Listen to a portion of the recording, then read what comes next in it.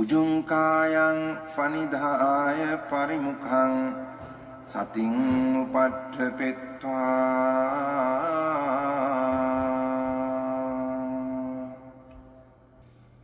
so sato assa sati. 회사에서 경기도 붙였을 때 거기서 계속 만족하는 소리가 조용하면 아는 뭐 순수 100% 나오는데 그것이 빠라마타라고 얘기하시는 거라면 그래서 놀랍기도 하고 제대로 가고 있나. 그러니까 스님이 그거를 나우엔히어가 빠라마타라고 해도 본인이 그거를 빠라마타라고 100% 확신을 들어요? 마음이 새록새록 일어난다는 거는 이해해요? 어제 증명해 보세요. 왜 어떻게 해서 마음이 새록새록 일어날까? 회사에 있으면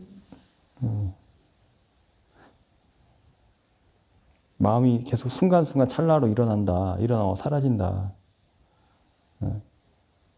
정말 그래요?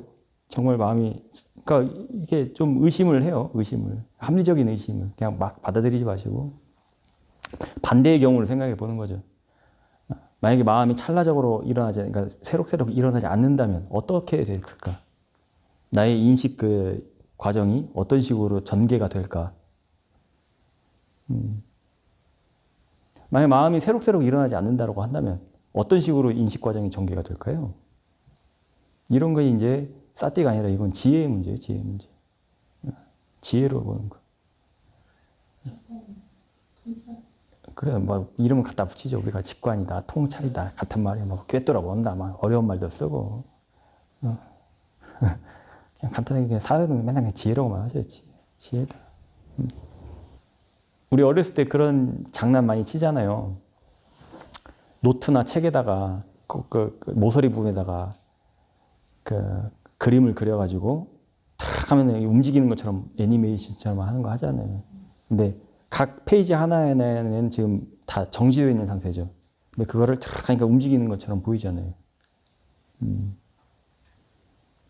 그런 걸 떠올려서 또 이렇게 생각해 볼 수도 있죠. 마음이 새록새록 일어난다는 게. 새록새록 일어나 찰나찰나로 일어나지 않는다면은 항상 어떤 상태일까요? 정지되어 있는 상태라는 거예요.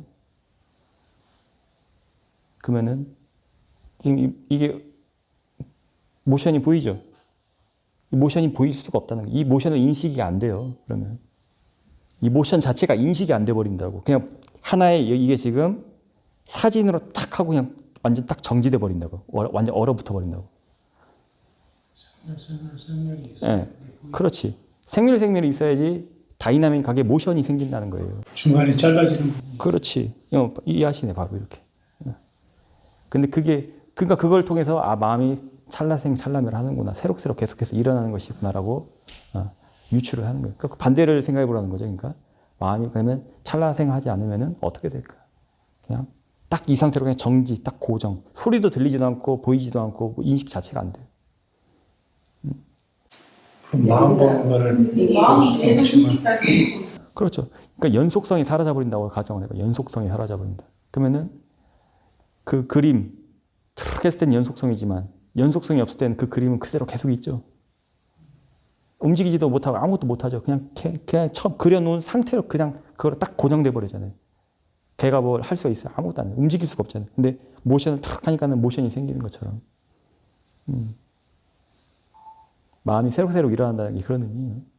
그 부분은 수행이 깊어지면 그렇게 보인다. 그러니까 보이는 것도 있고. 그 삼매가 이제 되면 그렇게 된다. 그렇죠. 예. 근데 삼매를 체험해야지만 그게 이해가 되는 게 아니라, 그러니까 지혜에는 문사수가 있죠. 사해가 좋은 사람들은 사해로 이해가 돼버려요. 수혜가 아니더라도 사해 자체만으로도 통찰이 된다고. 그러면서 그것과 비슷한 현상들을 찾아요, 계속. 그치, 이 현상이 이렇게 되는구나. 그 원리를 이해해버리는, 그 원리를 이해하기 위해 가지고 그와 관련된 현상들을 떠올린다고. 그걸로 이해를 해버려요. 사회가 좋으면 그렇게. 제가 저번에 그 말씀 드렸죠. 자, 기독교에서는 신을 얘기하잖아요, 신을 예를 들어서, 자, 누군가가 신을 봤다라고 칩시다. 그러면은 많은 사람들이 그 신을 봤다는 사실이라든지 그거에 대해서만 얘기를 하겠죠. 불교에서 부처님법에서는 얘기해 줄 게 딱 하나밖에 없어요. 단지 만약에 신을 봤다면은 그냥 거기에는 그 신 자체도 그러니까 보임을 당하는 성질이 있다라는 것, 그것뿐이야. 그리고 그걸 보는 것을 아는 것이 있고, 그것뿐이에요. 그러니까 보이는 성질과, 그러니까 보여지는 성질하고, 그러니까 보는 성질과 그 봄을 당하는 성질. 부처님 봤다는 사람도 있는데요. 수행하면서 부처님 봤다는 사람도 있어요. 그 이야기 많이 하세요. 이게 뭐 옛날에 우리한테도 부처님이 쑥 나타났다, 쑥 들어왔다, 그런 이야기 많이 생각하기 나름이에요. 어떤 부처님, 그죠? 부처님이 어떻게 생겼는데, 그러면? 그죠? 그럼 다른 나라 불상, 태국 불상은, 태국 부처님은, 그럼 캄보디아 부처님은 어떻게 된 거야, 그러면? 그죠? 부처님이 신이라는 그런 관념을 가지고 수행을 했겠다. 그렇게 마음이 만들어내요.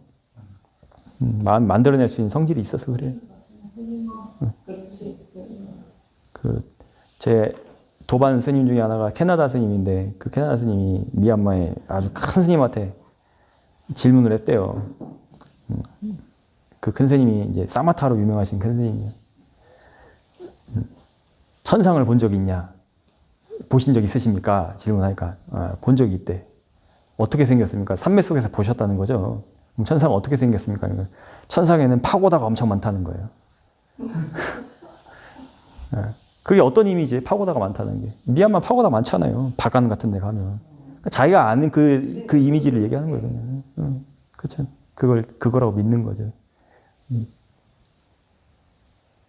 형상이, 그러니까 어쨌든, 그러니까 이래서 이제 이걸 길을 잃지 않으려면은, 다시 이제 원론적인 걸 좀 얘기를 해야 돼요. 부처님이 제가 이제 인용을 많이 하는 그 법문 중에, 법어 중에 그게 있죠. 부처님 말씀 중에. 니미따나 아누파얀차다. 그러니까는 형상과 부분상에 취하지 말라. 형상도 취하지 말고, 전체상도 취하지 말고, 전체상의 부분상도 취하지 말라. 색깔 있고, 소리가 있고, 뭐가 하면은 다 빤냐띠예요. 그거는 윗바사나의 대상이 아니에요. 어제 이제 어떤 선생님 그 이야기 계속 하시는 거니까 보이는 건 무조건 아니라는 걸 이제 그런 종류는 알고 있는데 아주 확실히 이제 했는데 또 오늘 타니까 내가 그거 아니라고 어제 이야기. 근데 어쨌든 자꾸 들어야 돼. 자꾸 들어야 돼. 공부가 좀 됐다는 사람들 이야기했으니까 이제 그게 맞다냐 이제 이렇게 되는 거죠. 사회에서 아까 우리 보살님 얘기하다가 일터에서 누가 나를 화나게 하는 순간은 그때 그게 딱 그냥 착 이렇게 우백가로 보여질 수 있어요? 우백가 언쟁이 됐죠. 언쟁이 되고, 그러니까 그거 하고 나서 끝나고 나서 이제 돌아왔을 때 자리에 돌아왔을 때, 그 알고에 그러니까 묻어 있는 그 평온함, 알고에 묻어 있는 평온함은 그냥 괜찮아요. 색깔이 없어서 평온함, 그 평온함, 소리가 없어서 평온함. 그 상태를 늘 원하는 거죠. 이제 하면 이게 이제 금방 그런 언쟁 속에도 이제 이런 게 알아차림이 쭉 이어지면은 그 언쟁하는 순간에도 그게 보여질 수 있어요. 일상에서 그럴 때 저번에 그 법회 때는 그 말씀드렸는데, 그럴 때는 이제 본인의 본인의 바라밀을 체크해봐라. 구체적으로 바라밀을 어떻게 체크하느냐. 기본적으로 5개를 잘 지키는 거예요, 일상에서. 5개 중에서 이제 4번째 그 거짓말 같은 경우는 4가지 망언이라고 하죠. 이간질하는 말, 거짓말, 잡담, 그리고 또 욕설, 이런 것들이 청정한가 청정하지 않은가. 하루를 일과를 마치고 오셨을 때 그런 걸 점검을 해보죠. 본인의 허물들을 이제 수행을 잘 하려면은 본인의 허물들을 먼저 많이 보셔요. 그래야 돼요. 부처님도 그 석가족이셨잖아요. 석가족이 몰살을 당했죠. 역사적으로도 보면은 전쟁이 나가지고 그때 부처님께서 3번까지 이제 전쟁을 일으키지 마십시오라고 했어요. 그러니까는 그 왕자였나 왕이었나, 그러니까 부처님이 하시니까 이제 알아듣고 돌아갔고 3번까지는 돌아갔는데 그 다음에 또 이제 군사를 일으켰단 말이죠. 그때는 부처님도 못 하셨어요. 내가 천상천하 유학독존으로 이렇게 하면은 본인한테 방금 말씀하셨듯이 힘든 게 있잖아요. 힘든 길을 굳이 그거보다 더 중요한 게 있어요. 그러니까 그거보다 더 중요한 게 수행인데 대상의 차원이 바뀐다는 말 제가 쓰죠. 그렇게 대상을 대상으로 이렇게 보다 보면은 그 과도기는 힘들 수가 있어요. 과도기는 그리고 누구나 다 있는 것이고 그 과도기를 벗어나는 게 그 대상의 차원이 바뀔 때가 그러거든요. 대상을 보는데 그 대상에 가지고 있는 다른 차원을 보게 된다고요. 그렇게 되면은 그 내가 시시비비했던 대상이라고 했던 그게 모습이 싹 바뀌어버려요, 그냥. 그러니까 아까 그 뭐 스님들이 우리 보살님들을 볼 때 뭐 아우라를 본다 자, 예를 들어서 자, 여기 여성이 있잖아요. 그러니까 이걸 볼 때도 차원이 달라진다는 거는 그냥 지혜가 없이 그냥 보면 여성인데 그냥 우리가 가지고 있는 그러니까 습관적으로 지어졌던 마음은 여성인데 차원이 달라진다는 게 한 예를 들자면은 이 여성이 아니라 여성을 구성하고 있는 구성하고 있는 그러니까 전체 상이죠. 전체 상이 균열이 가요. 전체 상이 깨진다고. 그러니까 전체 상을 취하지 말라라고 부처님이 하신 게 그 전체 상의 균열이 가기 때문에 전체 상이 안 취해지는 거거든요. 그러면 예를 들어서 단지 여기 지금 여성이 옷을 입고 있는 건데 그냥 눈으로 보면 그 틀이 깨지면은 그냥 색깔만 남아요. 색깔. 여자라는 개념이 색깔. 빨간색, 노란색, 그냥 색깔. 여기 지금 노란색이죠. 노란색이죠. 여기는 살색이죠. 여긴 주황색이죠. 1차적으로 이 색깔만 남는다고요. 그냥 색깔만. 단지 색깔. 색깔은 뭐의 대상이에요? 눈의 대상, 이게 안식의 대상이잖아요. 색. 그냥. 이게 물병이 아니라 그냥 여기는 초록색, 여기는 그냥 투명색. 그러면서 그러니까 물병이라는 거 예를 들자면 물병이라는 그 개념이 깨져버린다고요. 틀이 깨져버린다고. 딱 깨져버려요. 그냥. 얘를 보고 있어도. 그러니까 이 물질이 깨지는 게 아니에요. 절대. 다 지금 정신적인 얘기하는 거예요.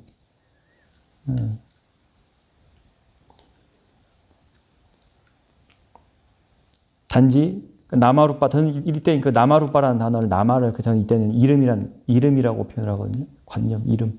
명색에서 명색이라고 하잖아요. 그 물질과 정신을 명색이라고 하는데 또 교학적으로 막 따지고 드는 사람들은 물질과 정신이라고만 표현해야 한다. 명색이라고 하면 안 된다. 막 그런데 물질과 정신이라고 해도 맞고 명색이라고 해도 맞아요. 본인이 이해하면 하면 되는 것이 단지 이름만 남는다고. 이름. 그 이름의 차원이 아까 말했듯이 그냥 색깔. 아우라가 아니라 아우라는 있지도 않아요. 그 보살님이 두 분 나누신 말씀이 선생님이 저희들을 볼 때 방금 얘기하실 때 여자 보살로 보이는 게 아니라 공부된 사람은 푸른 빛이 나는 걸로 보이고 뭐 어떤 사람은 노란색 그거는 가짜고. 이런 색으로 해서 그건 아니에요. 색깔로 보인다는 거예요. 그게 아니에요. 그런 말씀을 나누고 계시는 거예요. 그래서 뭐 그 두 분이 서로 마주보고 있으면서 요즘 저 보살님이 공부가 많이 돼서 뭐 푸른 빛이 많이 보인다. 그건 아니에요. 그러고 계시더라고요. 두 분이서. 그거 아니에요. 저는 그게 아니라 지금 여러분 보면 자 하얀색 옷 입고 있죠. 하얀색과 지금 여기 손은 지금 살색이죠. 그냥 하얀색과 살색만 보인다고요. 지금 곤색 옷하고 여기 하얀색 있죠. 그냥 곤색과 하얀색만 보인다고요. 색깔. 평면에 그냥 색깔만 있다고. 여자라는 개념이 사라져버리고. 이게 그러니까 이게 대상의 차원이 바뀌면 그렇게 된다는 거예요. 대상의 차원이. 아리따운 여성이 있어. 제가 예전에 그 두타행에다 그 얘기했잖아요. 그 여성 속옷 광고가 부착되어 있는 버스가 싹 지나가니까 일제히 스님들이 다 고개 푹 숙였다고. 그 여성 그 속옷의 색깔이 있을 거 아니에요. 그 색깔과 그러니까 그냥 여성이 속옷을 입고 있는 건데 그냥 눈으로 보면은 성욕의 대상인데 단지 그 여성 속옷의 색깔과 분리된 살색, 색깔만 남는다니까. 여성의 가슴이다 이런 개념이 사라져버린다니까. 스님, 그러면 대상의 차원이 바뀌었다는 것은 그 메커니즘이 그 대상을 보는 마음의 차원도 당연히 바뀌었는데 그 관계를 좀 차원, 그러니까 내가 일단 눈으로 당장 보이는 건 대상이 보이니까는 대상의 차원이 바뀐 거지만 지금 보는 관점이 달라진 거예요. 보는 관점이 달라지기 때문에 대상이 다르게 보이는 거예요. 그러면 어떻게 하면 대상을 이걸 관점을 다르게 할 것인가? 우리가 일상에 살아갈 때는 그러니까 대상을 우리가 대상을 보는 방법이 세 가지가 있어요. 세 가지. 하나는 탐심으로 보는 것, 하나는 진심으로 보는 것, 그리고 하나는 탐도 진도 아닌 우백가로 보는 것. 이 우백가가 지혜예요. 대상의 차원이 바뀌었을 때는 지금 우백가로 보는 거거든요. 그리고 그 우백가도 깊이가 또 있어요. 단지 색깔로 보일 때가 있고 성질만 보일 때가 있고 보인다는 사실과 보여진다는 사실, 성질만 남을 때가 있고 일어남과 사라짐, 단지 일어난다는 성질만 남을 때가 있고 사라진다는 성질만 남을 때가 있고 사라진다는 성질만 남았어. 그럼 뭐도 남은 거예요? 사라진다는 성질을 포착할 수 있는 그 성질로 남아있고 단지 그렇게 차원이 계속 바뀌어요. 차원이. 근데 어쨌든 그 차원이 바뀔 때마다 차원이 바뀔 때 그때 남는 게 우백가라고요. 우백가. 그게 어떤 우백가냐면은 그러니까 감각적 욕망에서 벗어난 우백가예요. 감각적 욕망에서 벗어난 우백가. 그게 대상에 있는 게 아니죠. 그러니까 절대 여기 내 정신세계에 있는 거. 그러니까 대상이 바뀐 게 아니고 대상의 차원이 바뀐 게 아니고 먼저 마음이 바뀌니까 대상이 그렇게 보이는 거고 대상이 부서지고 깨지는 걸로 보인다는 말씀이시죠? 아주 좋습니다. 하나를 얘기해 주는 거 아니에요. 열을 안 해. 그렇지. 그러니까 지혜가 있으신 분, 그러니까 사회가 좋으셔. 사회가 좋으신 분들은 이렇게 유추가 가능하다고요. 스님은 대상을 얘기해도 대상의 뒤에 있는 그 마음을 지금 얘기하시잖아요. 사회가 좋으시면 그렇게 있을 수 있어요. 그거. 이제 그게 이제 일단 보여야 하는 것이 먼저고. 단지 거기에 그냥 그러니까 이름 명자잖아요. 단지 이름만 남는다고. 빨강색, 노란색, 먼색. 그럼 그 대상은 이제 마음이 만들어내는 거잖아요. 이제 그건 뒤에 또 차후에 이제 또 아는 거죠. 그렇죠. 그러니까 그런 식으로 계속 이제 법의 조사를 본인이 해요. 이것이 단지 때와 마음이 만들어낸 거구나. 그렇지. 그러니까 선사들이 그런 말 하잖아요. 다 마음이 만들어냈다. 그치, 일체유심조라 막 이런 얘기 하잖아요. 근데 공부 안 한 상태에서 그런 말 들어서 그러니까 이게 이론적으로만 알지 그게 체험적으로 되는 게 아니잖아요. 근데 체험적으로 되는 거는 이제 본인이 수행을 해서 해야 하는 것이고. 마음이 만들어서 그 다음에 또 뭐 얘기하고 싶으셨어요? 그러니까 그 여인의 상이랄지 물병이랄지 이건 원래 있었던 게 아니고 자기가 만들어낸 거잖아요. 이쪽에서. 그럼 그 만들어내진 과정을 좀 설명을 좀. 만들어내는 과정. 과정을 설명해달라. 왜 만들어지는가? 물론 이제 설명하자면 거기에 뭔가 그 관심이 가고 욕심이 가고 뭔가 하려고 하는 자기 어떤 의도가 있기 때문에 보게 되고 만들고 그렇지 않으면 자기가 과거에 가지고 있던 어떤 습, 어떤 관념 가지고 그렇게 만들어낸다고 사회로서는 알 수는 없겠지만 실질적으로 그게 그 메커니즘이 있을 거 아니에요? 그걸 빠라마타라고 해요. 그 메커니즘을. 근데 그건 체험이 아니라 이제 지혜라고 하셨잖아요. 이해로 하는 거죠. 이해, 그 지혜가 있는 이해로. 그리고 그 지혜를 대상으로 한다는 건 그 지혜로 보는 거예요, 그냥. 아는 마음을 아는 상태에서는 저기 물병으로 안 보이고 그냥 뭔가 그냥 알아지는 그런 대상인데 뭔가 자기의 그 뭐가 들어간 형체로 그 상으로 나타나잖아요. 나타나죠.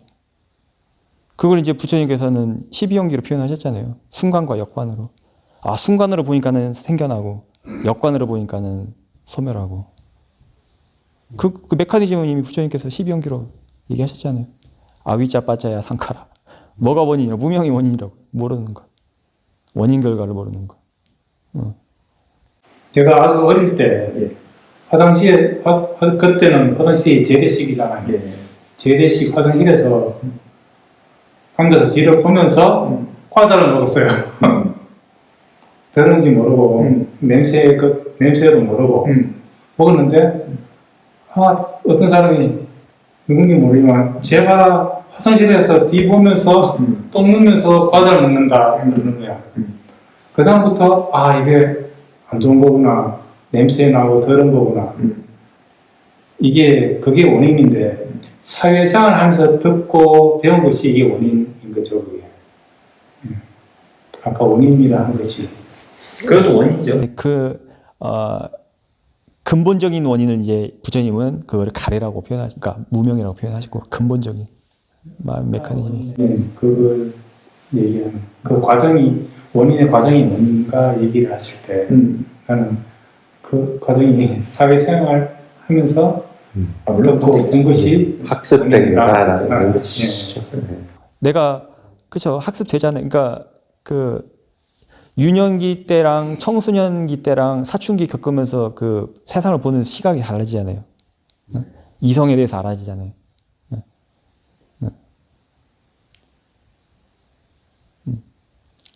그런 게 이제 뭐 DNA로 과학자들은 뭐 DNA라고도 할 수도 있을 것이고 우리 뭐 학습됐다라고 표현할 수도 있을 것이고 근데 이제 그거는 뭐 그것도 부정은 안 해요 절대. 부처님은 단지 그것을 부처님의 용어로는 가래, 무명, 그걸 무명이라고 한다. 그걸 가래라고 한다. 만들어내고 싶어하는 욕구가 있으면 만들어진다. 그러면 이제 또 이제 사회가 재밌네. 이런 사회가 좋으신 분이 계시니까 만들어내고 싶어하는 성질이 있으니까 만들어진다라는 성질. 이 둘도 서로 같이 일을 하죠. 만약 같이 일을 하는 그 연관성이 없으면 앞에 성질만 있고 앞에 성질이 있는데 뒤에 성질이 없으면은 연관이 없으면은 두 성질이 있다 해도 끈이 없으면 안 되겠죠. 그렇게 연결되는구나. 지금 차원이 달라졌고 그 차원의 이해가 이제 점점 이렇게 커지는 거예요. 그렇게. 그러면은 차원이 바뀐 상태에서 점점 그 차원의 그러니까 새롭게 보게 되는 차원 그에 대한 이해가 생기잖아요. 그죠? 이해가 자꾸 증장이 된단 말이죠. 사회로. 그러면은 앞에서 아까 우리가 일상적으로 그냥 중생심으로 살아갔던 그 차원, 거기 이제 관심이 안 간다 그거예요. 그걸 이제 벗어난다고 하는 거예요. 그리고 이제 더 그 이해가 된 상태에서도 이제 계속 또 왔다리 갔다리, 그러니까 왔다리 갔다리가 뭐냐면은 계속 그 순간과 역관을 계속 보는 거예요. 보면서 이해가 커지죠. 이해가 커지고 나면 이제 그 이해마저도 그냥 던져야 돼요.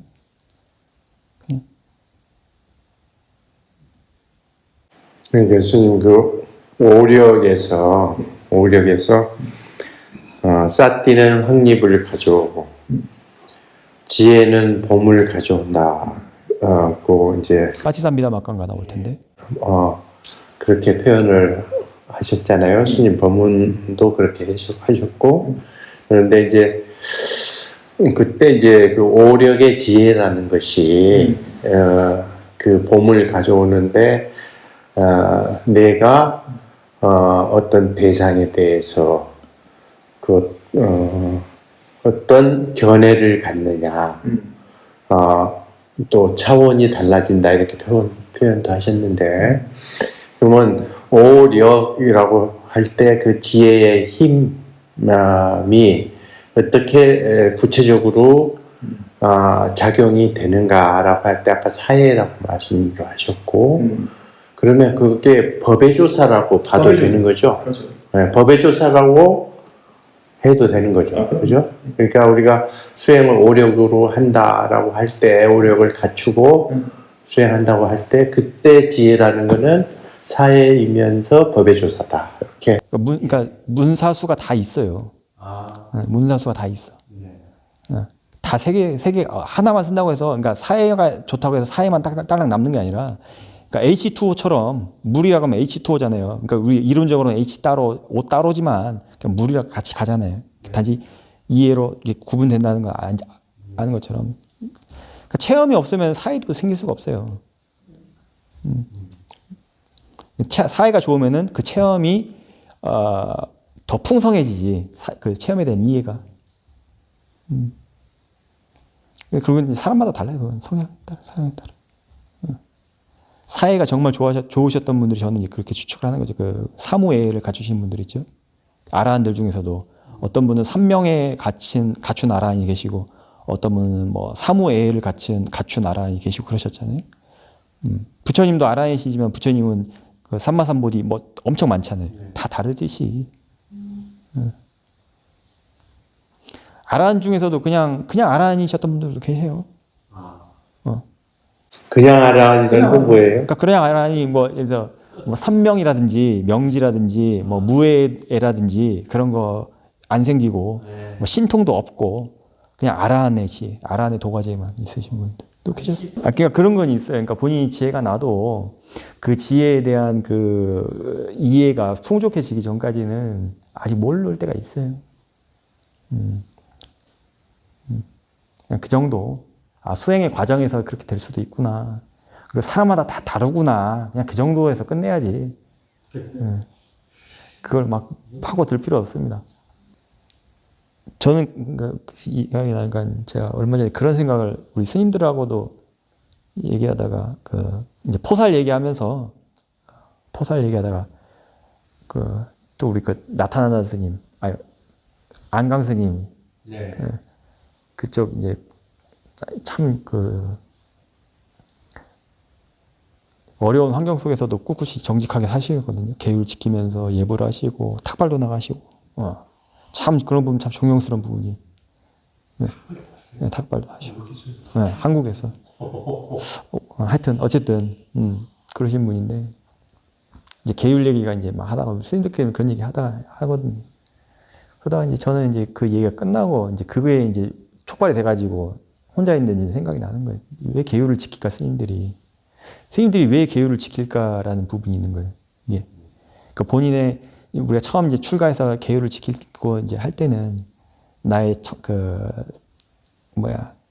생활을 순탄하게 하기 위해서, 그리고 번뇌를 줄이기 위해서 얘기한다고 하지만 그런 것도 있죠, 당연히. 다 과정이 그래요. 뭐 하나 아닌 게 없어요. 이런 생각도 들어요. 후학들을 위해서 계율을 지키는 것도 있어요. 후학들을 위해서. 이미 거기에 구애받지 않아여도 후학들을 위해서. 내가 어떤 본보기가 될 수 있기 때문에. 그리고 그 본보기를 통해 가지고 분명히 인간의 마음은 뭔가 또 익스큐즈를 만든다고. 변명거리를 만든다고. 합리화를 시킨다고. 그래서 후학들을 위해서 계율을 지키는 것도 있어요. 그러니까 휘어밍 큰 사야도 같은 경우가 엄청 존경을 받으셨어요. 미얀마에서 존경 안 하는 분이 없었어요. 계율 엄청 깐깐하게 지키셨거든요. 10년 차 하시는 분인데 떼자의 사야도하고는 완전 180도 다른 그거 성향이에요. 파옥 사야도, 판티타라마 사야도, 마하시 사야도는 뭐 자기 제자니까 뭐 말할 것도 없고 애제자였죠, 애제자. 그러니까는 자기 후임으로 생각하셨으니까 마하시 사야도, 뭐 참매 사야도 존경 안 하신 분이 없었어요. 3위 때부터 그렇게 하셔가지고 계율 깐깐하게 지키고 그리고 그 큰 사회도 이게 말씀이 참 정말 한마디 한마디가 너무 지혜롭게 하셔요. 그러니까 집중 아주 강한 사마타 강한 스님이 와가지고 법가량을 이렇게 했어요. 끝나고 나서 이제 떼자의 사도가 이제 물어보죠. 어떠셨냐고 하니까 집중력이 참 좋다. 그 한마디예요, 그냥. 집중력이 참 좋다. 그 사람에 대해서 비난하거나 그런 게 아무것도 없어요. 그냥.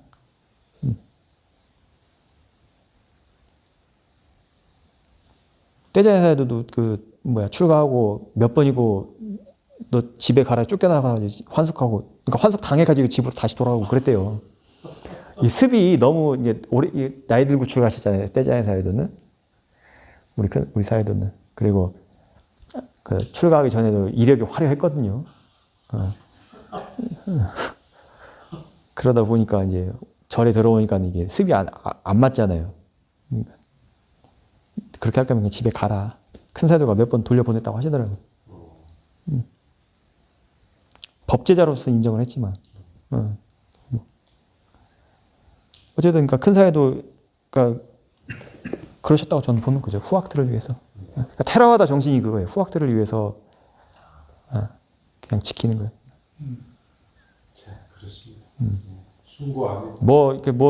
아직도 그러니까 그걸 이제 잘못 보면은 아직 걸리는 게 남아가지고 그런다 그렇게 얘기하는 사람들도 있겠죠. 그게 아니라 책임감을 가지는 거예요.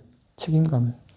부처님 법을 정말 이게 너무 그거 하다는 거 아니까.